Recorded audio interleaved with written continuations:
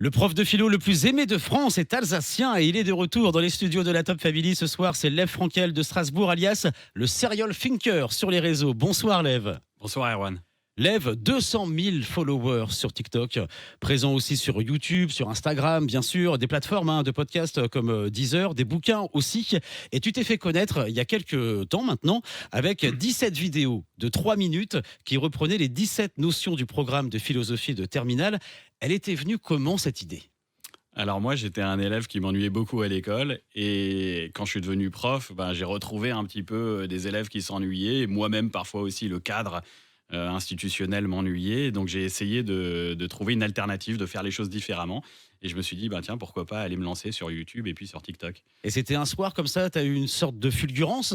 Alors je suis allé dans la cour de récré, on m'a dit qu'il y avait un élève qui était très bon en montage vidéo parce que moi, j'y connais rien. D'accord. Et donc c'était un de mes élèves, Simon Schott, que je salue et à qui je dois beaucoup, et qui a maintenant monté sa société de production vidéo, Wolfdog. Et je suis allé le voir et je lui ai dit, est-ce que ça t'intéresserait de monter une chaîne YouTube avec moi ? Et il a tout de suite dit oui, il était partant, hyper enthousiaste. Et je dois dire que c'est même lui qui m'a motivé à certains moments quand je baissais les bras et qui m'a dit de continuer, de persévérer. Et alors, quand ça a été lancé, si j'ai bien lu, tu vas me dire si je me trompe ou pas, en 3 minutes, tu avais gagné 100 000 abonnés sur TikTok ? Alors c'est vrai, alors d'abord il y a eu 3 ans sur YouTube où ça avançait très doucement. Bien sûr, ouais. Voilà, donc c'est il y a 4 ans que j'ai commencé maintenant. Et puis il y a 1 an, je me lance sur TikTok comme ça en me disant, tiens, pourquoi pas essayer cette nouvelle plateforme. C'était assez nouveau, il n'y avait pas encore beaucoup de profs sur TikTok. Et effectivement, il n'y avait que des vidéos de 3 minutes à l'époque. Alors maintenant, c'est des vidéos, on peut faire des vidéos de 10 minutes sur TikTok, mais à l'époque, c'était que 3 minutes. Ouais.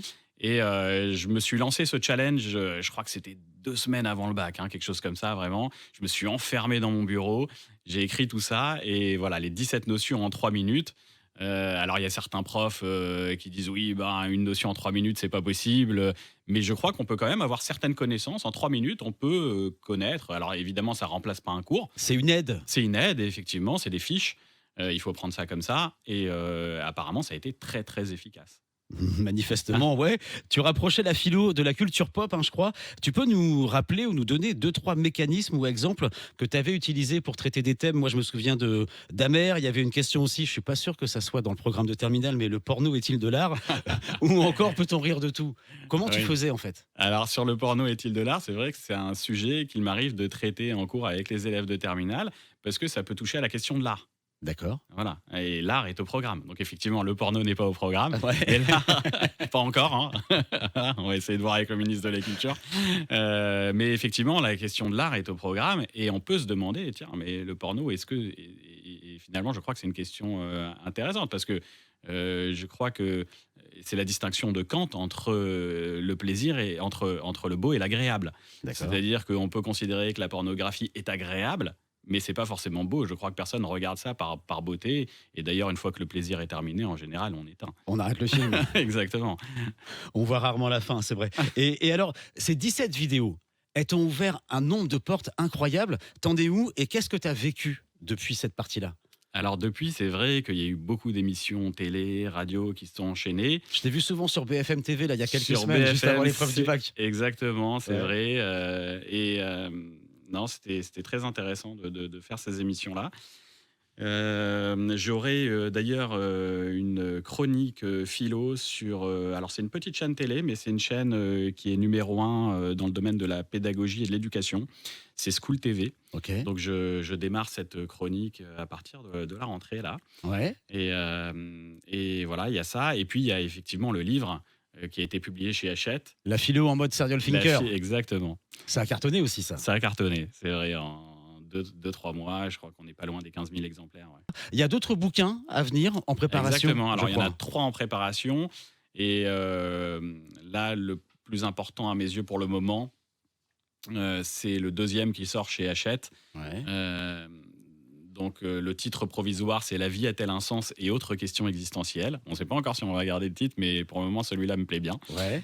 Et donc, ce sera un livre qui s'adressera cette fois-ci au grand public. Alors, non pas seulement aux élèves de terminale, mais à tous ceux qui se posent des questions existentielles et T'as raison, qui parce cherchent qu'il quelques réponses. il faut pas s'enfermer non plus dans le système scolaire, la terminale, les Exactement. réponses. C'est tout ce que j'ai. Voilà, j'ai toujours. Si je me suis lancé dans cette aventure, c'est pas pour rester enfermé dans le cadre scolaire. Ça m'est arrivé de faire de la philosophie récemment dans un festival en pleine forêt, Ouais, dans un génial. festival de musique psychédélique. Voilà, et je trouve ça très intéressant de sortir la philosophie de son cadre académique. La philo, pourtant, c'est venu sur le tard, sur le très tard même, si j'ose dire, pour toi. C'est À vrai. l'école, tu l'as dit, ça te correspondait pas. C'est venu comment la philo et pourquoi? Ah, alors, la philo, je l'ai même pas eu à l'école finalement Ouais. parce que j'ai sauté la classe de première, j'ai fait ma terminale par correspondance, donc j'étais seul à la maison. Bien Donc sûr, j'ai pas ouais. eu de prof de philo, j'ai pas eu de cours de philo. D'accord. Mais À 24 ans. la philo, voilà, les études de philo, ça a commencé à 24 ans. Alors j'avais lu quelques bouquins de philo avant, mais j'ai commencé sérieusement les études de philo à 24 ans, effectivement, après avoir fait de l'expertise comptable, donc le virage à 180 degrés. Et pourquoi? Alors, j'ai commencé à travailler c'est une question, je vais passer sur le divan là, parce que... Pourquoi d'un seul coup, à 24 ans, tu t'es vraiment intéressé Non, mais c'est une bonne à question. la philosophie? Je m'y suis intéressé, j'ai eu une vraie crise existentielle à 24 ans, c'est-à-dire que je commençais à travailler dans l'expertise comptable. Ouais. Et là, j'ai eu une crise où je me suis dit, je me suis imaginé qu'il me restait 1 an à vivre et je me suis dit, bah tiens, qu'est-ce que tu ferais? Alors, j'étais pas malade ni rien du tout, hein, mais, Oui, oui. mais je me suis imaginé ça pour me pousser à faire ce que j'aime vraiment et ce que j'avais toujours aimé depuis tout petit, en fait, aussi loin que je remonte.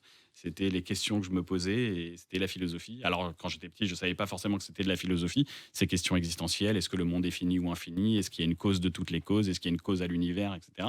Mais j'ai compris plus tard que c'était de la philosophie. Et je me suis dit, bah voilà, tu as 1 an maintenant. Tu as 1 an de chômage, vas-y, fais exactement ce qui te plaît, ce que tu as toujours voulu faire.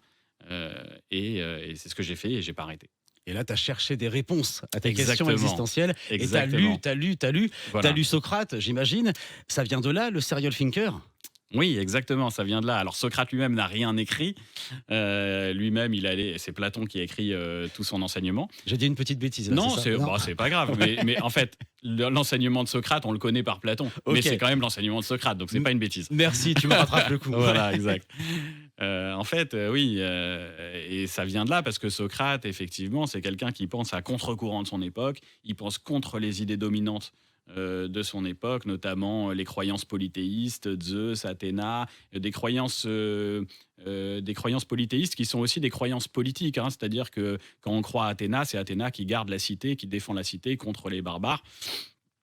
Et donc, Socrate, en remettant en question les dieux de la cité, en se posant des questions, et ben finalement, il est perçu comme quelqu'un d'extrêmement subversif.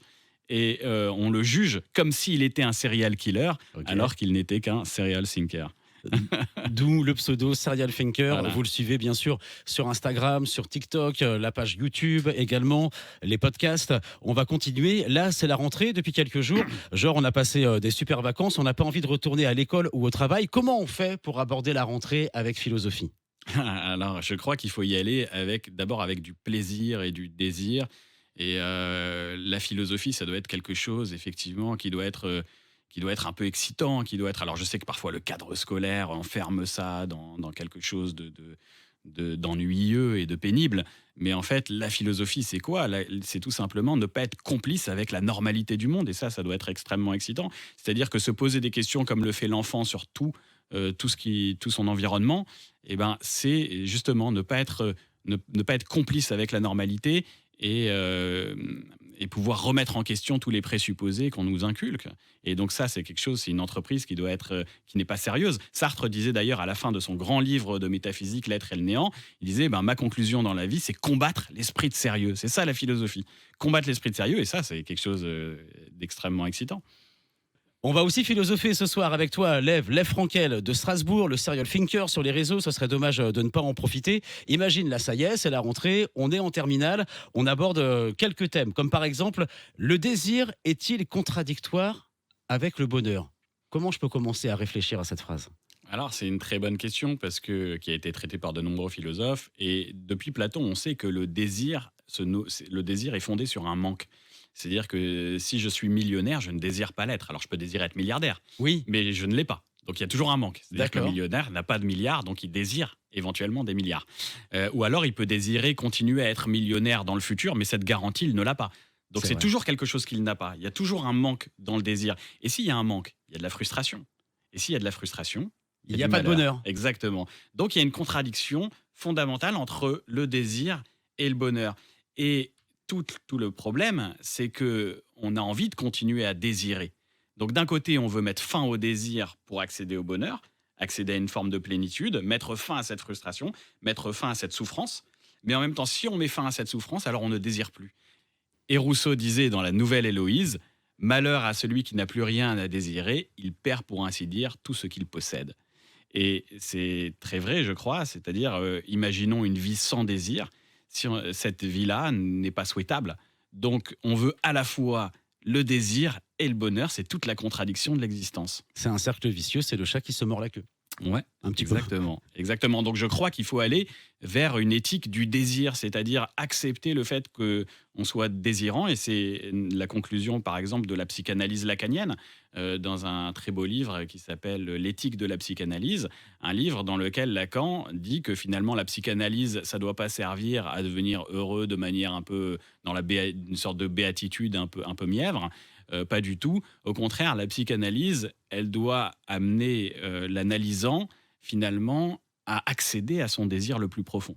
Je comprends pourquoi les élèves de terminale t'adorent. On arrive à comprendre facilement la philosophie avec toi, tu arrives à vulgariser tous ces thèmes avec ce mécanisme de la pensée. Les rêves prémonitoires, j'ai vu que c'était un autre thème. Les rêves prémonitoires existent-ils? C'est Oui. chaud ça. Alors j'aime bien justement la philosophie, c'est la rationalité. On raisonne. On n'est pas dans les affects, dans les croyances. Et j'aime bien parfois montrer que dans certaines croyances, il peut y avoir de l'intelligence. Les rêves prémonitoires, en soi, je n'y crois pas vraiment. Mais le fait que les êtres humains y ont cru pendant des siècles et peut-être des millénaires, euh, n'est pas une croyance idiote finalement. Parce que d'après Freud, le père de la psychanalyse, le rêve est toujours la satisfaction d'un désir refoulé, un désir qu'on a au fond de soi-même et qu'on n'accepte pas. Et dans le rêve, eh ben, finalement, le cerveau trouve une manière de réaliser ce désir pour pouvoir dormir tranquillement. Et donc, si on retient cette idée de Freud, si elle est juste, alors il est normal que certaines personnes pensent pouvoir avoir des rêves prémonitoires parce que, tout simplement, quand dans leur vie, ils vont réaliser le désir qu'ils avaient dans leur rêve, eh ben, ils se disent, tiens, c'était un rêve prémonitoire. Mais en fait, c'est une D'accord. sorte de prophétie autoréalisatrice. C'est-à-dire qu'ils avaient un désir qui s'est révélé dans leur rêve et ensuite, ils l'ont réalisé. Donc, il n'y a rien d'irrationnel, finalement. Si vous aussi, vous souhaitez explorer un petit peu la façon de penser, la philosophie, rendez-vous bientôt avec un nouveau bouquin. Il y a aussi le livre La philo en mode serial thinker qui est toujours disponible. Il y en a un autre qui arrivera bientôt. Il y a les réseaux aussi, bien sûr, 200 000 personnes sur TikTok, Instagram également, YouTube, les podcasts. Qu'est-ce que tu mets aujourd'hui sur tes réseaux? J'ai vu qu'il y a quelques semaines, là, tu avais mis pas mal de vidéos sur 5 comportements qui énervent le correcteur de philosophie, C'est vrai. des conseils. Aujourd'hui, si on te suit, qu'est-ce que tu mets? Alors c'est vrai qu'il y a à la fois du contenu un peu scolaire comme ça, c'est-à-dire comment bien réussir son bac, comment optimiser ses révisions, réviser les 17 notions du bac, et, effectivement. Et il y a aussi des contenus qui concernent le grand public, avec des questions comme celles que tu viens d'évoquer. Les rêves sont-ils prémonitoires? Le karma existe-t-il? Mbappé mérite-t-il son salaire? Oui, je l'ai vu celle-là, ouais. Damer avait-il le choix?